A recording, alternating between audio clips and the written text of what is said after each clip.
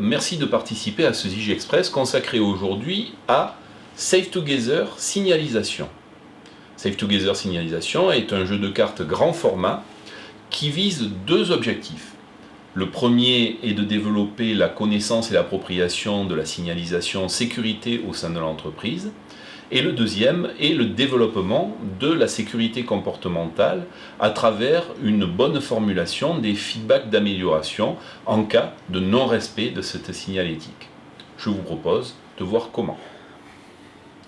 Dans un paquet de Safe Together Signalisation, on trouve tout d'abord bien entendu des règles du jeu, et puis les 56 cartes qui composent le jeu par lui-même, avec tout d'abord 6 cartes de communication, dont nous allons voir l'utilisation dans un instant, et puis des cartes de signalétique.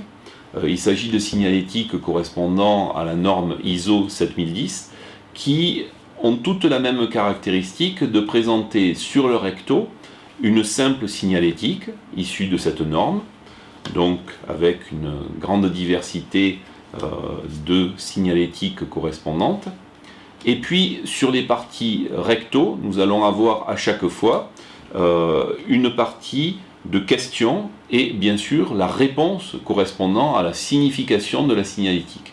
Ainsi, si je présente à un joueur cette signalétique, la question que je lui pose, que signifie, que signale ce panneau? Eh bien, la réponse est que la personne se trouve dans une zone où les vêtements de protection sont obligatoires.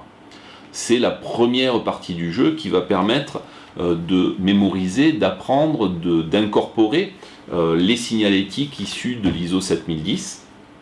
Mais ce n'est pas le seul but du jeu, puisqu'il y a une deuxième question qui est la suivante. Comment vous adressez-vous à une personne qui ne respecte pas cette signalisation? Rentre en jeu à ce moment-là la deuxième partie des cartes, les 6 cartes communication. En effet, je ne vais pas me borner simplement à dire à la personne il faut mettre des vêtements de protection, c'est obligatoire ici. On ne serait pas dans de la sécurité comportementale et dans une communication bienveillante. La communication bienveillante va se faire en 6 étapes. Tout d'abord en vérifiant par le questionnement et par politesse la disponibilité de la personne, donc bonjour, est-ce qu'on peut se parler? Deuxièmement, une observation dans laquelle je ne vais pas exprimer de jugement en tant que tel, je vois que tu ne portes pas de vêtements de protection alors qu'ils sont obligatoires dans la zone où nous nous trouvons. On va ensuite, dans une troisième étape, exprimer son sentiment. J'ai peur pour toi ou je suis inquiet pour ta sécurité. Ceci va ouvrir la quatrième étape de communication qui va correspondre aux besoins, qui dans ce cas-là va être « c'est important pour moi de te savoir en sécurité » et ouvrir l'étape clé de cette approche qui est le dialogue avec des questionnements ouverts. Qu'est-ce qui te pousse à agir ainsi, ou quelles sont les choses dont tu n'es pas satisfait, ou comment pourrait-on améliorer la situation? À ces questions ouvertes, où l'autre participant ne peut ni répondre par oui ou par non, on va pouvoir créer un dialogue et permettre un meilleur échange, une meilleure compréhension, une meilleure intégration, et que des solutions émergent venant en particulier de la personne qui ne respecte pas la signalétique en question.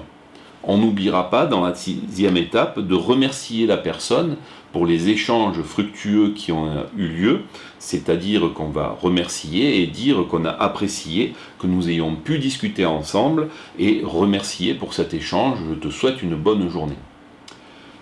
On a donc 2 possibilités avec ce jeu qui est d'apprendre la signalétique et de travailler ces automatismes de communication à travers 6 étapes de communication bienveillante.